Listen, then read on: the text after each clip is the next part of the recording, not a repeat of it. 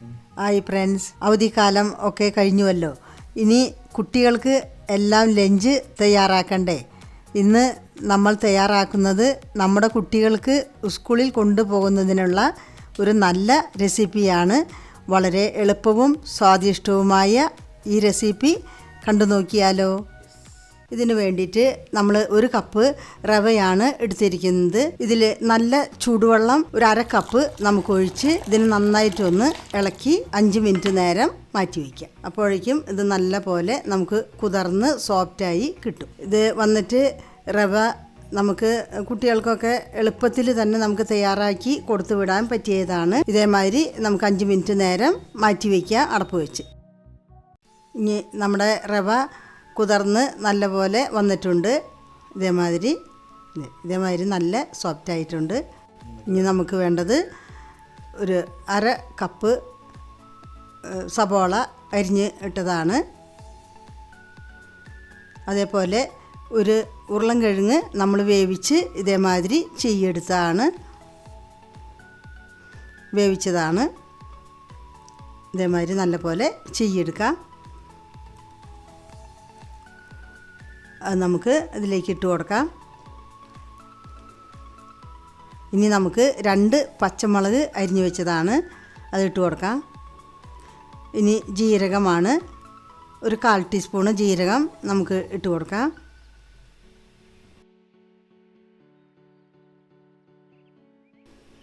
ഇനി ഒരു ചെറിയ കഷ്ണം ഇഞ്ചി അരിഞ്ഞു വെച്ചതാണ്, അത് നമുക്ക് ഇതിലേക്ക് ഇട്ട് കൊടുക്കാം.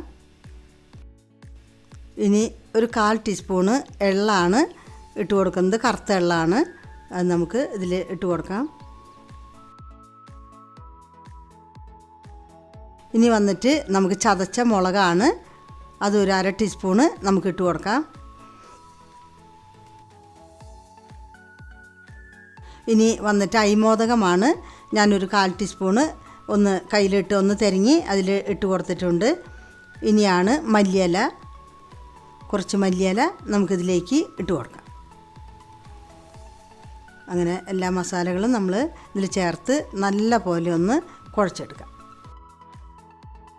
ഇനി 1/4 ടീസ്പൂണ് ഉപ്പ് ഞാൻ ഇട്ട് കൊടുത്തിട്ടുണ്ട്. ഉപ്പ് നിങ്ങളുടെ ആവശ്യം അനുസരണം പോലെ ഇടാവുന്നതാണ്. ഇനി ഇത് നല്ല പോലെ നമുക്കൊന്ന് കുഴച്ചെടുക്കാം. ഇനി നമുക്ക് 1/2 കപ്പ് ഗോതമ്പ് പൊടിയാണ് ഞാൻ ഇട്ട് കൊടുത്തിരിക്കുന്നത്. ഇതേമാതിരി നമുക്ക് കുഴച്ചെടുക്കണം. അധികമായി വെള്ളം നിങ്ങൾക്ക് തോന്നുകയാണെങ്കിൽ നമ്മൾ വളരെ 1/2 കപ്പ് വെള്ളം മാത്രമാണ് ഒഴിക്കാൻ പാടുള്ളൂ, തിളച്ച വെള്ളം.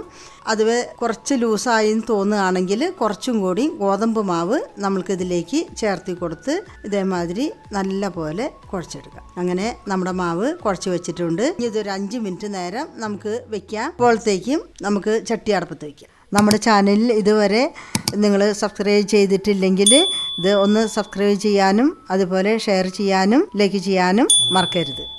അങ്ങനെ നമ്മുടെ ചട്ടി അടുപ്പത്ത് വെച്ച് ചൂടായി വന്നിട്ടുണ്ട്. ഇനി അതിലേക്ക് നമ്മൾ കുറച്ച് ഓയിൽ ഒഴിച്ചു കൊടുക്കുകയാണ്. ഇനി ആ ഓയിൽ നമ്മൾ തിളച്ച് വരുമ്പോഴേക്കും ഇതേമാതിരി നമ്മൾ ഉരുളകളാക്കി നമ്മൾ ഇതേമാതിരി പരത്തിയെടുക്കണം.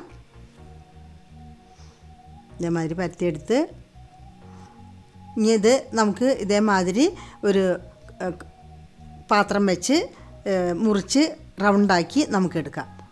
അപ്പോൾ നമ്മുടെ ഇത് നല്ല ഷേപ്പായി കിട്ടും. ഇതേമാതിരി ഷേപ്പായി കിട്ടും.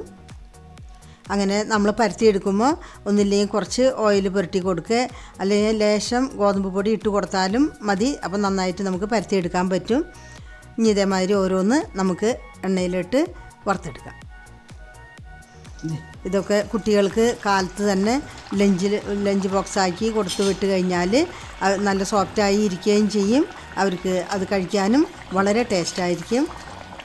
ഇതേമാതിരി നമുക്കെല്ലാനും വറുത്ത് കോരിയെടുക്കാം.